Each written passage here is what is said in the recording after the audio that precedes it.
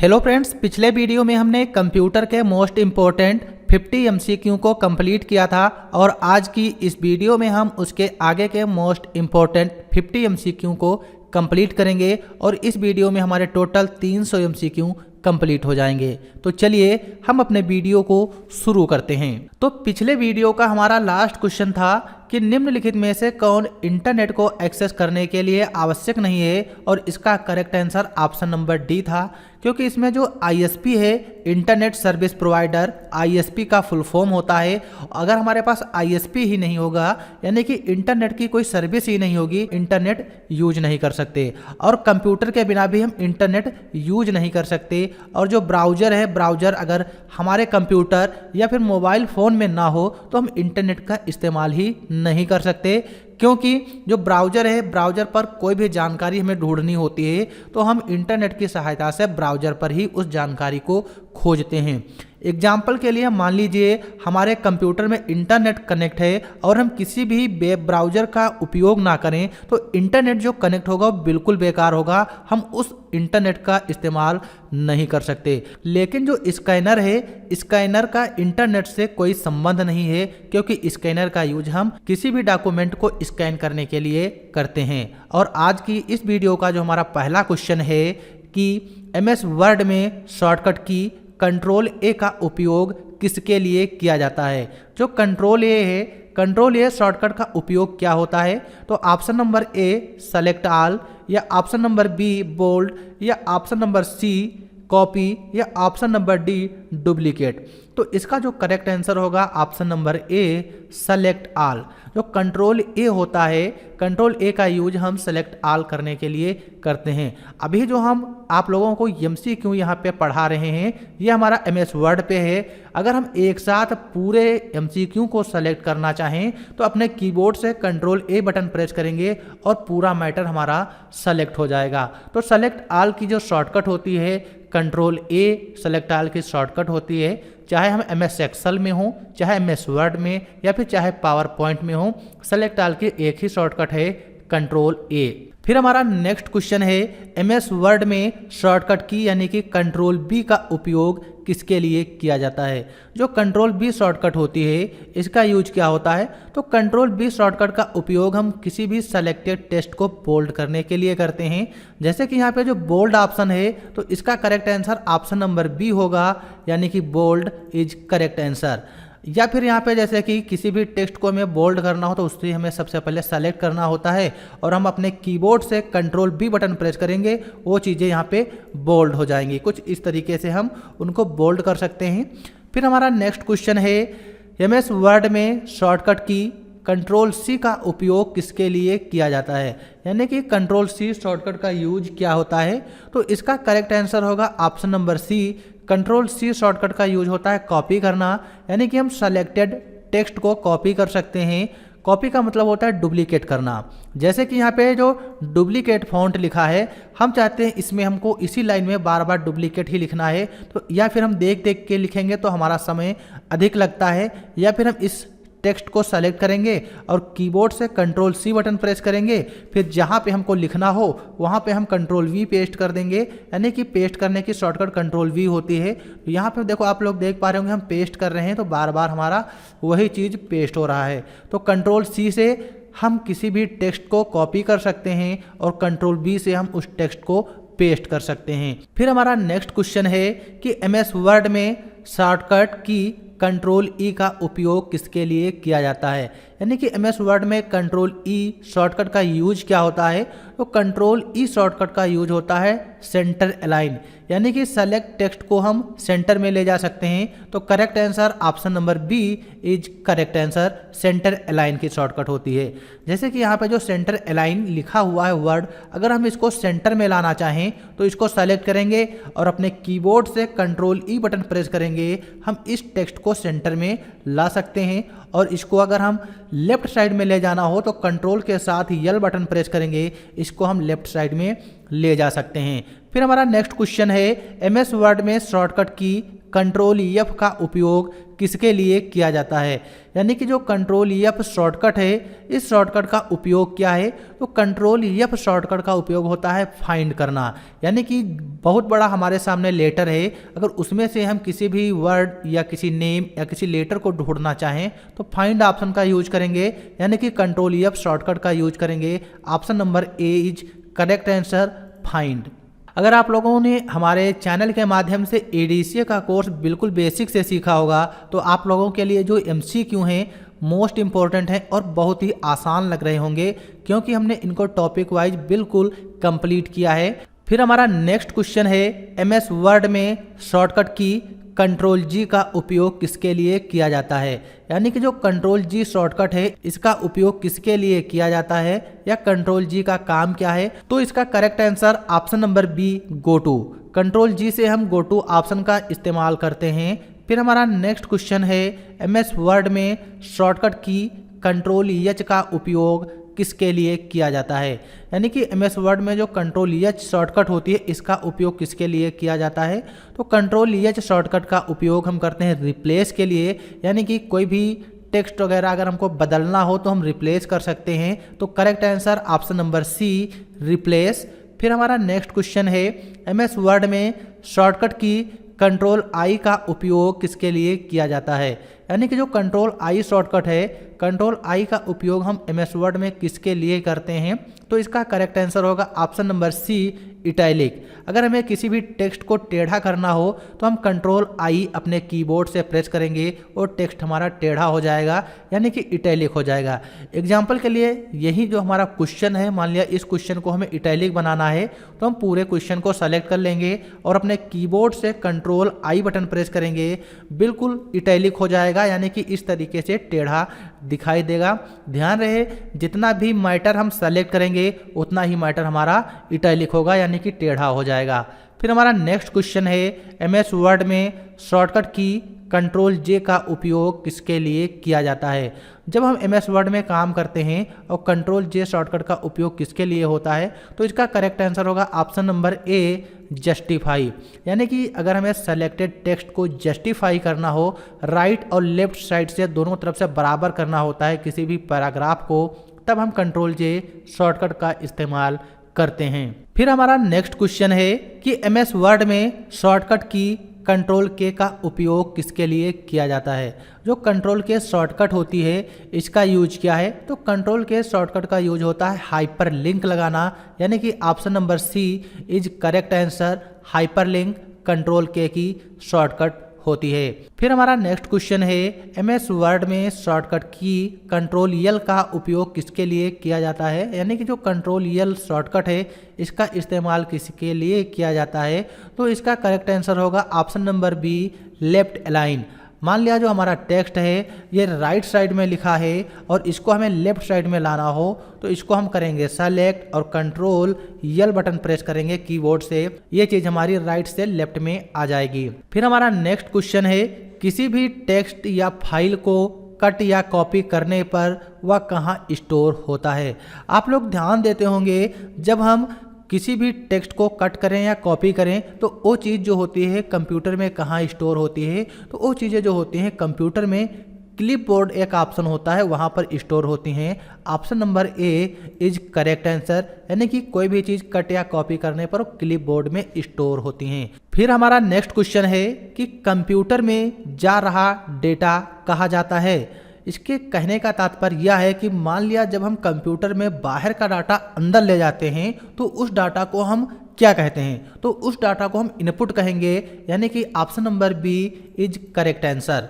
फिर हमारा next question है, इनमें से कौन स्टोरेज डिवाइस है। यानी कि यहाँ पे जो चार ऑप्शन दिए हैं, ऑप्शन नंबर ए HDD, कीबोर्ड, प्रिंटर, माउस, ये इसमें से कौन सी स्टोरेज डिवाइस है, तो इसका करेक्ट आंसर होगा option number a hard disk drive. यानी कि जो हार्ड डिस्क ड्राइव होती है ये स्टोरेज डिवाइस होती है, क्योंकि हम अपने कंप्यूटर में जो डाटा स्टोर करते हैं वो हम हार्ड डिस्क ड्राइव में ही स्टोर करते हैं। और कीबोर्ड, प्रिंटर, माउस ये हमारी जो डिवाइसें हैं हमारी अदर डिवाइसें होती हैं। कीबोर्ड, माउस हमारी इनपुट डिवाइस और प्रिंटर हमारी आउटपुट डिवाइस होती है। फिर हमारा नेक्स्ट क्वेश्चन है, यस रैम का पूरा नाम क्या है, यानी कि what is the full form of SRAM। तो इसका जो करेक्ट आंसर होगा, इसका करेक्ट आंसर होगा ऑप्शन नंबर बी। SRAM का फुल फॉर्म होता है स्टैटिक रैंडम एक्सेस मेमोरी। ये हमारा SRAM का फुल फॉर्म होता है। अगर यहीं पर DRAM होता तो DRAM का फुल फॉर्म होता डायनेमिक रैंडम एक्सेस मेमोरी।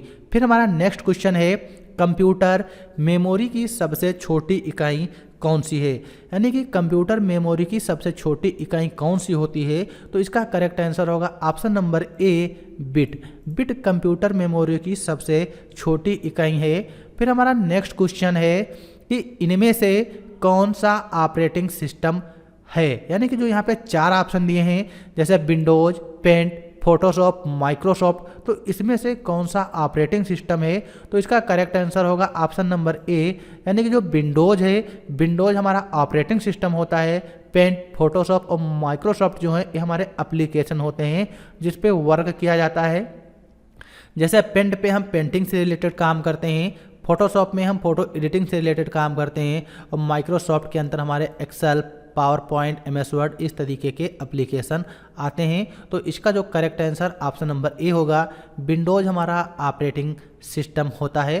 फिर नेक्स्ट क्वेश्चन है यूपीएस को कंप्यूटर में जोड़ा जाता है, यानी कि जो यूपीएस होता है, यूपीएस को हम कंप्यूटर में किस लिए जोड़ते हैं। तो इसका जो करेक्ट आंसर होगा option number A for controlled electronic current, यानी कि कंप्यूटर में कंट्रोल इलेक्ट्रॉनिक करंट के लिए जोड़ा जाता है। क्योंकि जैसे कि मान लिया हमारा जो कंप्यूटर है, हमारे पास इन्वर्टर एंड बैटरा नहीं है और हम अपने कंप्यूटर को डायरेक्ट लाइट से जोड़े हैं। अगर डायरेक्ट हम वहाँ पे लाइट से जोड़ते हैं, अगर लाइट कम या ज़्यादा होती है तो हमारा जो कंप्यूटर है, हमारा कंप्यूटर नष्ट होने के खतरे अधिक होते रहेंगे।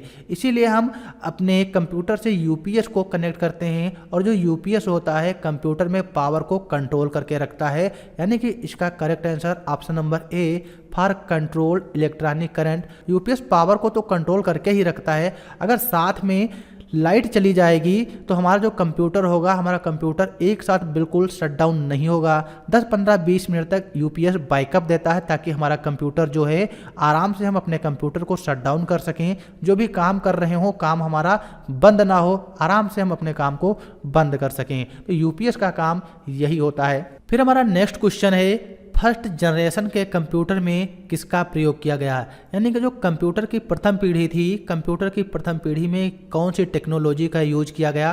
तो इसका correct answer option number A जो वैक्यूम ट्यूब है, वैक्यूम ट्यूब का उपयोग फर्स्ट जनरेशन के कंप्यूटर में किया गया था।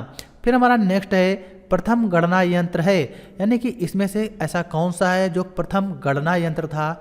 कैलकुलेटर, डिफरेंस इंजन, वॉच या अबेकस।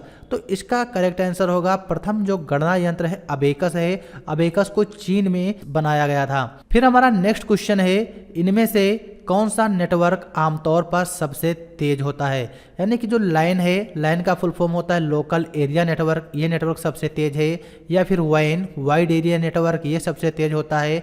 या फिर माइन, मेट्रोपॉलिटन एरिया नेटवर्क, ये सबसे तेज होता है।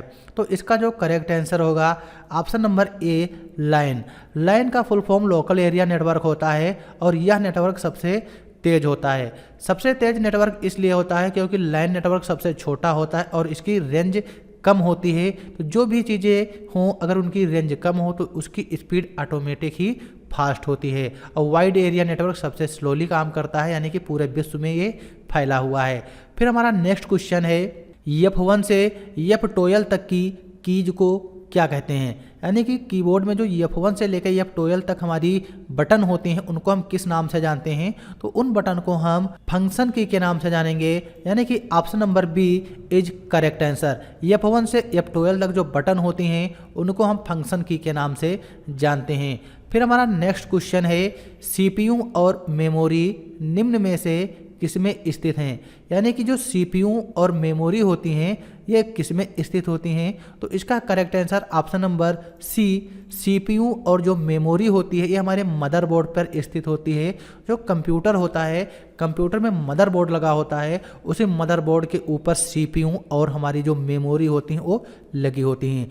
कुछ लोग ऐसे होते हैं जो CPU यानी कि जो पूरा हमारा कैबिनेट होता है उस कैबिनेट को ही CPU मानते हैं, बल्कि पूरा हमारा कैबिनेट CPU नहीं होता और उसके अंदर मदरबोर्ड पे छोटी सी एक चिप के आकार की होती है, वो हमारा CPU होती है। और CPU को हम कंप्यूटर का मस्तिष्क और उसको हम प्रोसेसर के नाम से जानते हैं।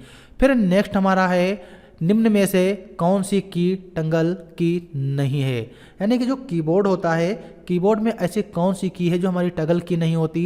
Option number A control, option number B num lock या स्क्रॉल लॉक या फिर कैप्स लॉक। तो इसका करेक्ट आंसर होगा ऑप्शन नंबर ए, जो कंट्रोल बटन होती है ये हमारी टगल की नहीं होती। Num lock, scroll lock and caps lock जो है ये हमारी टगल की होती हैं। फिर हमारा नेक्स्ट क्वेश्चन है रैम में स्टोर किया हुआ डाटा क्या होता है, परिवर्तन रहित होता है, पावर बंद करने के केवल कुछ मिनट तक ही रहता है, पावर के रहने तक ही रहता है, या अस्थायी होता है और पावर फाइल होने तक ही रहता है। तो इसका जो करेक्ट आंसर होगा ऑप्शन नंबर सी, पावर के रहने तक ही रहता है। यानी कि इस क्वेश्चन का कहने का तात्पर्य यह है कि जो रैम में डाटा स्टोर होता है वो डाटा हमारा कब तक रहता है। तो रैम में जो डाटा होता है जब तक हमारा कंप्यूटर ऑन रहेगा, यानी कि हमारे कंप्यूटर को पावर मिलती रहेगी, तब तक हमारा डाटा रैम मेमोरी में मौजूद रहता है। जैसे ही हम अपने कंप्यूटर को शट डाउन करें या लाइट चली जाए तो रैम में जो भी डाटा होगा वो रैम में डाटा स्टोर नहीं रहेगा और रैम से डाटा हमारा हट जाता है। तो रैम में डाटा हमारा पावर के रहने तक ही रैम में डाटा मौजूद रहता है। तो इसका करेक्ट आंसर होगा option number C is correct answer. फिर नेक्स्ट क्वेश्चन है ऐसे कौन से प्रोग्राम हैं जो फाइल का आकार छोटा कर देते हैं ताकि वो डिस्क में कम स्थान ले। यानी कि इसमें से ऐसा कौन सा प्रोग्राम है जो भी फाइल का आकार छोटा करेगा और वो डिस्क में स्थान कम लेगा। तो इसका जो करेक्ट आंसर होगा, इसका करेक्ट आंसर होगा option number C, file comparison. यानी कि option number C is correct answer, file comparison इसका करेक्ट आंसर है। फिर नेक्स्ट है हमारा CISC का मतलब क्या है, या फिर हम कह सकते हैं CISC का फुल फॉर्म क्या होता है। तो इसका correct answer option number B, complex instruction set computer CISC का फुल फॉर्म होता है। फिर हमारा नेक्स्ट है रैंडम एक्सेस मेमोरी किस प्रकार की होती है। Random access memory temporary memory होती है, या फिर फ्लैश मेमोरी होती है, या फिर स्मार्ट मेमोरी होती है, या फिर परमानेंट मेमोरी होती है। तो इसका कहने का तात्पर्य यह है जो random access memory temporary memory होती है। Option number A is correct answer. और जो टेम्परेरी मेमोरी होती हैं जब तक हमारे कंप्यूटर को पावर मिलती रहेगी तब तक ही रैम मेमोरी में डाटा स्टोर रहेगा, और अगर पावर नहीं मिलेगी तो हमारा डाटा उसमें नहीं स्टोर होगा, डिलीट हो जाएगा। फिर हमारा नेक्स्ट क्वेश्चन है किस प्रोग्रामिंग लैंग्वेज को ट्रांसलेटर की ज़रूरत नहीं होती। इसमें से ऐसी कौन सी लैंग्वेज है जिस लैंग्वेज को कंप्यूटर में ट्रांसलेटर की ज़रूरत नहीं होती। तो करेक्ट आंसर होगा मशीनी लैंग्वेज। जो मशीनी लैंग्वेज होती हैं इनको ट्रांसलेटर की ज़रूरत नहीं होती, क्योंकि मशीनी लैंग्वेज को कंप्यूटर समझ सकता है। बाकी की जो हमारी बेसिक, हाई लेवल और असेंबली लैंग्वेज होती हैं इन लैंग्वेज को कंप्यूटर नहीं समझता, और उनको मशीन लैंग्वेज में कन्वर्ट करने के लिए ट्रांसलेटर की ज़रूरत होती है।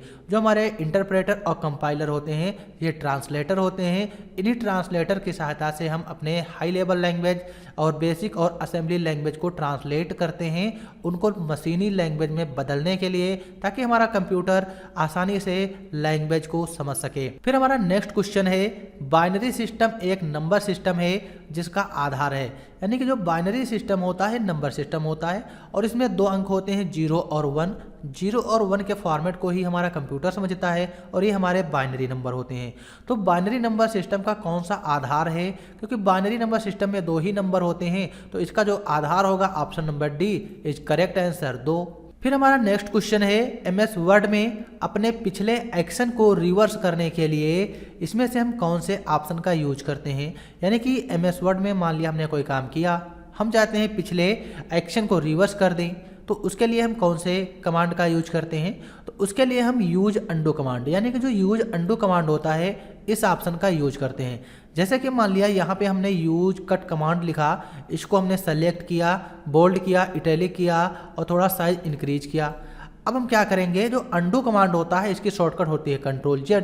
अगर हम अपने MS वर्ड में कंट्रोल जेड प्रेस करेंगे तो देखना यहाँ पे जो हमने यूज कट कमांड लिखा हुआ है इस पर जो हमने परिवर्तन किया एक एक स्टेप यानी कि एक एक पिछले एक्शन को रिवर्स करता रहेगा। तो कंट्रोल जेड किया, सबसे पहले नॉर्मल हुआ, फिर कंट्रोल जेड किया, थोड़ा और छोटा हुआ, फिर कंट्रोल जेड किया, इटैलिक से हट गया, फिर कंट्रोल जेड किया, नॉर्मल हो गया। यानी कि कंट्रोल जेड पिछले एक्शन को रिवर्स करता है। तो इसका करेक्ट आंसर जो होगा अंडू होगा, क्योंकि अंडू कमांड का यूज हम रिवर्स करने के लिए करते हैं। फिर हमारा नेक्स्ट क्वेश्चन होगा इनमें से कौन सा हार्डवेयर है और सॉफ्टवेयर नहीं है। यानी कि यहाँ पे जो 4 ऑप्शन दिए गए हैं जिसमें Excel, operating system, control unit और प्रिंटर ड्राइवर हैं, तो इसमें से कौन सा हार्डवेयर है और सॉफ्टवेयर नहीं। तो इसका जो करेक्ट आंसर होगा हार्डवेयर इसमें से हमारा प्रिंटर ड्राइवर होगा, क्योंकि प्रिंटर ड्राइवर हार्डवेयर है जिसको हम प्रिंटर बोलते हैं, और एक्सेल, ऑपरेटिंग सिस्टम और कंट्रोल यूनिट जो होते हैं ये हमारे सॉफ्टवेयर होते हैं, क्योंकि हम एक्सेल ऑपरेटिंग सिस्टम पे वर्क करते हैं। बल्कि प्रिंटर है, प्रिंटर का भी वर्क किया जाता है, लेकिन प्रिंटर को हम टच कर सकते हैं, एक स्थान से दूसरे स्थान पर रख सकते हैं, लेकिन जो हमारे सॉफ्टवेयर होते हैं उनको हम एक स्थान से दूसरे स्थान पे नहीं रख सकते। फिर हमारा जो नेक्स्ट क्वेश्चन है कि HTML डॉक्यूमेंट बनाने के लिए निम्नलिखित में से किसकी ज़रूरत होती है। अगर हम कोई HTML डॉक्यूमेंट बनाना हो तो उसके लिए हम इसमें से कौन से एलिमेंट यानी कि किसकी ज़रूरत पड़ेगी। तो इसका जो करेक्ट आंसर होगा, इसका करेक्ट आंसर होगा option number C, text editor की, क्योंकि HTML डॉक्यूमेंट बनाने के लिए हमको टेक्स्ट एडिटर की ज़रूरत होती है जिसपे हम HTML की कोडिंग करेंगे। अगर आप लोग HTML सीखना चाहते हो तो इसी वीडियो के लास्ट में हमारा वीडियो जो आएगा HTML से ही रिलेटेड होगा, क्योंकि हम इस वीडियो के लास्ट से HTML बिल्कुल शुरू से सिखाने वाले हैं। अगर आप लोग भी HTML सीखने के इच्छुक हो तो हमारे चैनल पर बिल्कुल फ्री में HTML बिल्कुल बेसिक से सीख सकते हो। फिर हमारा नेक्स्ट क्वेश्चन है पहले से ऑन कंप्यूटर को रिस्टार्ट करने को क्या कहते हैं। अगर हमारा कंप्यूटर पहले से ऑन है और उसको हम रिस्टार्ट कर दें तो उस कंप्यूटर को हम क्या कहेंगे। यानी कि जो इसका आंसर होगा, इसका आंसर क्या होगा, तो इसका आंसर होगा वार्म बूटिंग, यानी option number D warm booting is correct answer. पहले से ऑन कंप्यूटर को दोबारा रिस्टार्ट करना वार्म बूटिंग कहलाता है। फिर हमारा नेक्स्ट क्वेश्चन है इंटरनेट प्रौद्योगिकी के आरंभ में इंटरनेट पेज तैयार करने के लिए कौन सी भाषा प्रयोग की जाती है। यानी कि इस क्वेश्चन के कहने का तात्पर्य यह है इंटरनेट प्रौद्योगिकी के क्षेत्र में जो भी चीज़ें हम ऑनलाइन किसी वेबसाइट के माध्यम से पढ़ते हैं तो उस वेबसाइट को बनाने के लिए कौन सी लैंग्वेज यूज की जाती है, यानी कि कौन सी भाषा का उपयोग किया जाता है। तो इसका करेक्ट आंसर होगा ऑप्शन नंबर बी, जो HTML होती है जिसका फुल फॉर्म होता है हाइपर टेक्स्ट मार्कअप लैंग्वेज। इस लैंग्वेज का इस्तेमाल हम वेबसाइट बनाने के लिए करते हैं और इसी को हम आगे से पढ़ेंगे जिसमें हम सीखेंगे वेबसाइट कैसे बनाते हैं। फिर हमारा नेक्स्ट क्वेश्चन है निम्नलिखित में से कौन एक वेब ब्राउज़र नहीं है। यानी कि इसमें जो 4 ऑप्शन दिए हैं इसमें से कौन ऐसा ऑप्शन है जो हमारा वेब ब्राउज़र के अंतर्गत नहीं आता है। तो इसका जो करेक्ट आंसर होगा ऑप्शन नंबर ए, जो XHTML है ये एक प्रकार की लैंग्वेज होती है, और जो फायरफॉक्स, नेटस्केप, मैक वेब ये हमारे क्या हैं, ये हमारे ब्राउज़र होते हैं, जबकि XHTML करेक्ट आंसर जो है यह एक प्रकार की लैंग्वेज है। फिर हमारा नेक्स्ट क्वेश्चन है फोटोशॉप में इमेज को ओपन करने की कीबोर्ड शॉर्टकट क्या है। अगर हम फोटोशॉप का यूज करते हैं वहाँ पे हमें किसी भी इमेज को ओपन करना है तो उसके लिए हम कीबोर्ड की कौन सी शॉर्टकट यूज करते हैं। तो इसका करेक्ट आंसर होगा option number A control O. Control O open करने की शॉर्टकट है, करेक्ट आंसर है।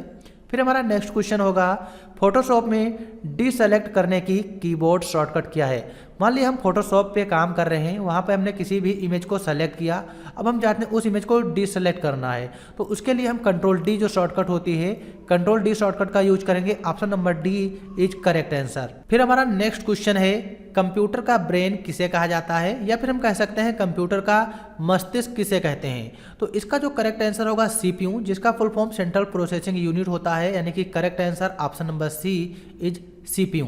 CPU को हम कंप्यूटर का ब्रेन या फिर इसका मस्तिष्क कहते हैं। फिर हमारा नेक्स्ट क्वेश्चन है कीबोर्ड पर जिन की के आगे F1, F2, F3, F12 तक लिखा होता है उन की को हम क्या कहते हैं। या फिर कह सकते हैं जो कीबोर्ड में F1 से लेकर F12 तक हमारी बटन होती है उन बटन को हम क्या कहेंगे। इसका correct answer option number a function की, उन की को हम फंक्शन की के नाम से जानते हैं। फिर हमारा नेक्स्ट क्वेश्चन है कीबोर्ड, माउस, मॉनिटर और सिस्टम यूनिट को क्या कहा जाता है। यानी कि जो कीबोर्ड होते हैं, माउस होते हैं, मॉनिटर होते हैं और सिस्टम यूनिट होते हैं, उनको हम क्या कहते हैं? उनको हम सॉफ्टवेयर कहते हैं या फिर नेटवर्क कहते हैं या फिर हार्डवेयर या फिर नन ऑफ द अबव। तो इसका जो करेक्ट आंसर होगा, इसका करेक्ट आंसर होगा ऑप्शन नंबर सी। इन डिवाइसों को हम हार्डवेयर डिवाइस कहते हैं, जिनको हम छू सकते हैं, कीबोर्ड को भी छू सकते हैं, माउस को भी छू सकते हैं, सिस्टम यूनिट यानी कि पूरे सीपीयू छू सकते हैं। तो इसका correct answer option number C, hardware. फिर नेक्स्ट है बाइनरी नंबर सिस्टम में 0 व 1 को क्या कहा जाता है? यानी कि जो हमारे बाइनरी नंबर सिस्टम होते हैं और उसमें जो 0 और 1 दिया होता है उसको हम क्या कहेंगे? 0 और 1 को हम किस नाम से जानते हैं? तो उसको हम जानेंगे बिट। यानी कि जो बिट होती है, बिट को हम बाइनरी नंबर कहते हैं और ये 0 और 1 के फॉर्मेट में ही होती हैं। और जो हमारा कंप्यूटर होता है 0 और 1 के फॉर्मेट में ही डाटा को समझ सकता है। फिर हमारा नेक्स्ट क्वेश्चन है, इनमें से क्वालिटी किससे रिलेटेड है? यानी कि जो क्वालिटी शब्द है, क्वालिटी शब्द किससे रिलेटेड है? लाइट पेन से या माउस से या स्कैनर से या कीबोर्ड से? तो क्वालिटी शब्द हमारा कीबोर्ड से रिलेटेड होता है। इसका correct answer option number D. अगर आप लोगों ने कीबोर्ड को अच्छे से देखा होगा तो उसमें जो हमारे अल्फ़ाबेट की होती हैं, जो ए से लगा के जेड तक होती हैं, और उसमें जो सबसे पहले रो होती है वहाँ पे देखिए शुरू में ही लिखा होता है QWERTY, यानी कि क्वालिटी। इस तरीके के कीबोर्ड हमारे क्वालिटी कीबोर्ड होते हैं। फिर नेक्स्ट है हमारा SMPS का पूरा नाम क्या है? यानी कि फुल फॉर्म ऑफ SMPS का पूरा नाम क्या है? इसका करेक्ट आंसर होगा option number B, switch mode power supply. ये हमारा SMPS का फुल फॉर्म होता है और ये हमारा जो CPU होता है, CPU में पावर को कंट्रोल करने के लिए लगाया जाता है। फिर नेक्स्ट क्वेश्चन है, 0 से 9 तक की कीबोर्ड में क्या कहलाते हैं? यानी कि जो हमारा कीबोर्ड होता है और उसमें 0 से 9 तक जो बटन होती हैं उनको हम क्या कहते हैं? उनको हम कहेंगे न्यूमेरिक की, यानी कि नंबर की जो होती हैं। Option number A is correct answer. 0 से 9 तक हम बटनों को न्यूमेरिक की के नाम से जानते हैं। फिर नेक्स्ट क्वेश्चन है, फोटोशॉप में पासपोर्ट साइज के फोटो बनाने की कीबोर्ड शॉर्टकट क्या है? अगर हम फोटोशॉप में काम करते हैं और वहाँ पे हमको पासपोर्ट साइज फ़ोटो बनानी है तो उसके लिए हम कीबोर्ड की कौन सी शॉर्टकट यूज करेंगे? तो इसका करेक्ट आंसर होगा option number D, Alt+F+U+P is correct answer. हम उसके लिए कीबोर्ड में Alt+F+U और P बटन का इस्तेमाल करते हैं पासपोर्ट साइज फ़ोटो बनाने के लिए। फिर नेक्स्ट क्वेश्चन है, विंडो 7 में एक्सेसरीज में कौन कौन से ऑप्शन आते हैं? यानी कि विंडो 7 जो होती है उसमें जब हम किसी भी एप्लीकेशन को अगर ओपन करना हो तो जब स्टार्ट बटन में क्लिक करते हैं वहाँ पर एक ऑप्शन मिलता है विंडो एक्सेसरीज का। तो उसमें कौन कौन से ऑप्शन होते हैं? नोटपैड, वर्डपैड, पेंट या ऑल ऑफ अबव? तो उसमें हमारे तीनों ऑप्शन होते हैं, यानी कि इसका करेक्ट आंसर होगा option number D is correct answer. जैसे कि यहाँ पे हम स्टार्ट बटन पे क्लिक किया, आप लोग देख पा रहे होंगे ये विंडो 10 में भी होता है और हम इसमें विंडो 10 ही इस्तेमाल करते हैं। यहाँ पर हमने स्टार्ट बटन पे क्लिक किया और इसको नीचे से ऊपर की तरफ जब स्क्रॉल करेंगे तो यहाँ पे देखना एक ऑप्शन मिलेगा विंडोज एक्सेसरीज का। जब हम इस पर क्लिक करेंगे तो यहाँ पे हमारा नोटपैड भी है और MS पेंट भी है और इसी में यहाँ पर हमको वर्डपैड भी मिलेगा, यानी कि तीनों चीज़ें हमारी यहाँ पर हैं और क्वेश्चन में तीनों चीज़ें हैं, नोटपैड, वर्डपैड, पेंट। इसलिए इसका correct answer option number D, all of the above. फिर नेक्स्ट है, हाइपर लिंक इंसर्ट करवाने की शॉर्टकट क्या होती है? मान लिया हम कहीं पर काम करते हैं, हमको हाइपर लिंक इंसर्ट करना है तो उसके लिए हम कीबोर्ड से कंट्रोल के बटन यूज करते हैं, यानी कि option number B is correct answer. फिर हमारा नेक्स्ट है, कौन सी की के प्रयोग से फाइंड व रिप्लेस का ऑप्शन ओपन होगा? मान लिया हम नोटपैड में या फिर MS वर्ड में या फिर किसी अदर एप्लीकेशन जैसे एक्सेल या फिर पावर पॉइंट में काम करते हैं और वहाँ पे हम फाइंड और रिप्लेस ऑप्शन लाना चाहें तो उसके लिए जो इसका करेक्ट आंसर होगा ऑप्शन नंबर सी, यानी कि Ctrl+H इज करेक्ट आंसर। फिर हमारा नेक्स्ट और इस वीडियो का लास्ट और इस पूरी सीरीज का हमारा लास्ट क्वेश्चन है 300, यानी कि गूगल के निर्माता कौन है? गूगल का निर्माण किसने किया? तो इसका करेक्ट आंसर होगा option number A. Option number A is correct answer. जो लैरी पेज और सर्गे ब्रेन है इन्होंने ही गूगल का निर्माण किया था, इसलिए इन्हें ही गूगल का निर्माता कहा जाता है। तो इस वीडियो में हमने कंप्यूटर के टोटल 50 MCQ को कंप्लीट कर लिया है और टोटल सीरीज के 300 MCQ को कंप्लीट कर लिए और अगली वीडियो से हम स्टार्ट करने वाले हैं HTML। क्योंकि बहुत से स्टूडेंट कमेंट कर रहे थे कि सर HTML जो है कब से स्टार्ट होगा। तो हम इस वीडियो के बाद से ही HTML स्टार्ट करेंगे, बिल्कुल बेसिक से। अगर आप लोग भी वेब डिजाइनिंग यानी कि HTML का कोर्स सीखना चाहते हो तो हमारे चैनल के माध्यम से सीख सकते हो, और वो भी ADCA में ही आता है। तो इस वीडियो के बाद जो हमारी वीडियो आएगी वो HTML का वीडियो नंबर 1 होगा, और उसी वीडियो से हम HTML स्टार्ट करेंगे। अगर आप लोगों को हमारा यह वीडियो पसंद आया हो तो वीडियो को लाइक करना, और साथ में अगर आप लोग चैनल पर नए हो और ADCA कोर्स बिल्कुल फ्री में सीख रहे हो और उसका सर्टिफिकेट लेना चाहते हो और जानना चाहते हो कि उसके सर्टिफिकेट की पूरी प्रोसेस क्या है, तो आप लोग कमेंट कर सकते हो, उसका आपको जवाब जरूर मिलेगा और उसका सर्टिफिकेट आप लोगों को भी प्रोवाइड कराया जाएगा। लेकिन उसकी कुछ कंडीशन है। तो चलिए हम मिलते हैं अगले वीडियो में, और अगले वीडियो से स्टार्ट करते हैं HTML। तो वीडियो देखने के लिए आप लोगों का बहुत बहुत धन्यवाद। Thanks for this watching video.